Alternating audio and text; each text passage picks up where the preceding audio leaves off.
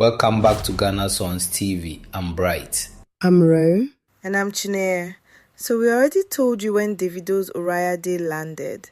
Today we're going back to it with a different question. Is this actually the Roots homecoming he promised? Or is it just Davido being Davido on a global scale? Right, and to set this up properly, go back to how he even announced this thing back in June. He posted himself in full Yoruba regalia, traditional praise poetry playing over the visuals, and the caption said, quote, "The kingdom expands, chosen long before the throne," end quote. That is a heavy heritage-coded rollout. He's telling you this album digs into the soul that rests him. This is supposed to be a homecoming record. And then the album drops July 31st. His 6th studio album, 13 tracks, which is actually his shortest project ever. Every one of his last 5 albums ran 17 songs. So cutting it down to 13 is a real deliberate choice. But here's where I start raising an eyebrow. Go track by track, and the sound doesn't really match the promise. I Know Who I Be teams him with South African producers Jazzworld and GL_CJ. Gimme Dat Ting is Afrobeats fused with Amapiano through Eno 11. That's not wrong, that's just not particularly rooted, you know? It's the same modern border-crossing Davido sound we already know. And it keeps going that direction for the whole tracklist, honestly. Leon Thomas, an American R&B singer on Tell Everybody, Aya Nakamura, French Malian pop on Yaya, Mayokun and Fola on B4B4, Yona closing it out on My Light, and then Ghana's own Black Sherif joins him early on track 2, Amazing Grace, which, for us, is obviously the moment we care about most, because that's Ghana getting real placement on a Davido album, not buried at track 11. But step back and look at the whole guest list together. Ghana, France, the United States, South Africa. That is a genuinely global cast. There's a music writer, Tovia Inokoba over at Afromixx, who put this really well. She pointed out that nowhere on this tracklist do you get pure highlife, talking drums, unfiltered Yoruba folklore, anything that actually sounds like the cultural deep dive the rollout promised.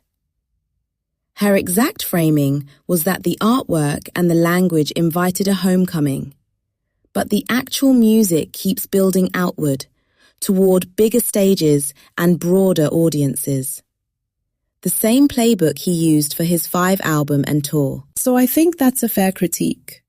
Not that ORIADE is bad, it's clearly not, but that the marketing oversold the roots part. I'll push back a little on that though, because I think you can hold both things at once. 15 years into a career, being able to say, I know who I be, while also pulling in Ghana, France, South Africa, and the US on one project.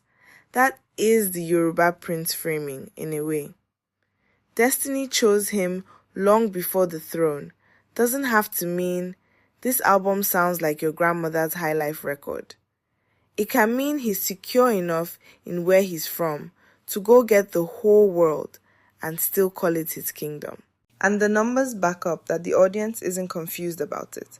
This thing pulled 7.67 million streams on Spotify in its first full day alone, and it's already crossed 21.5 million total streams on that platform.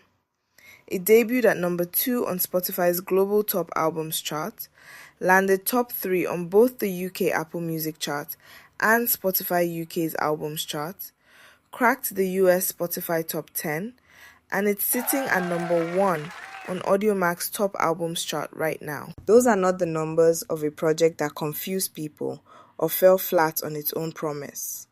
People are streaming it exactly the way you'd stream a big Davido album, roots framing or not. That's fair, and honestly, I think that tension is the actual story here, not a knock on the album. He set up expectations with the regalia and the praise poetry, that this would feel like a cultural deep dive, and instead you got his most focused, most commercially efficient global album yet. Shorter, tighter, and it's performing like it. Whether that's a broken promise or just smart branding kind of depends on what you personally wanted from it. Which is honestly the mark of a good debate topic. Reasonable people are going to land in different places on this one. So tell us where you land in the comments. Did ORIADE deliver on the homecoming? Or is it just Davido going global again with better packaging? And let us know which track you think comes closest to that root promise. If breakdowns like this are useful to you, hit subscribe so you never miss what's happening in Ghanaian, Nigerian, and South African music. This is Ghana Songs TV. We'll see you